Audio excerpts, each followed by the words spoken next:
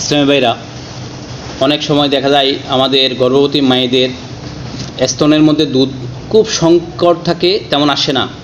বাচ্চারা খুব কষ্ট করতেছে, কান্না করে দুধের জন্য, ঘুমাতে পারে না মা এবং শিশু। তখন করণীয় কি? এখন আমাদের বর্তমান যে সিচুয়েশনে আমরা ডাক্তারের শরণাপন্ন হই, অনেক সময় কবিরাজের শরণাপন্ন হই, লবণ পরা বা কবিরাজ থেকে আমরা পানি পরা এবং ডাক্তারের কাছ থেকে আমরা মেডিসিন গ্রহণ করি। কিন্তু কথা হলো, যারা অভাবগ্রস্ত অসহায় মানুষ, তারা কিভাবে তাদের সেই সমাধানটা আসবে? ইসলাম হাত ছানি দিয়ে ডাকছে। নবী করিম সাল্লাল্লাহু আলাইহি সাল্লাম বলছেন যে তোমরা যদি একটা কালো জিরাকে যদি ভর্তা করে যদি ভাতের সাথে মাকে খাওয়ানো হয়, সেই মা গর্ভবতী সে মা দুধজাত মাটি, নবজাতক শিশুর মাটি স্তনের মধ্যে যথেষ্ট পরিমাণ দুধ আসবে।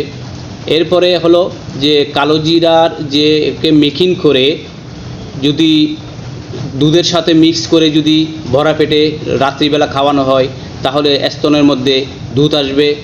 এরপর হলো লাউ, প্রচুর পরিমাণে যদি লাউ খাওয়ানো হয়, স্তনের মধ্যে দুধ আসবে।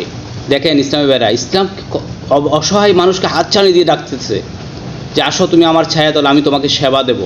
আসুন, অভাবী মানুষ যারা, তাদের জন্য ইসলামের কত দয়া। আল্লাহ সুবহানাহু ওয়া তাআলা দেখেন কত দয়া করেছেন তাদের জন্য, যে অল্প বিনা পুঁজিতে চিকিৎসার ব্যবস্থা।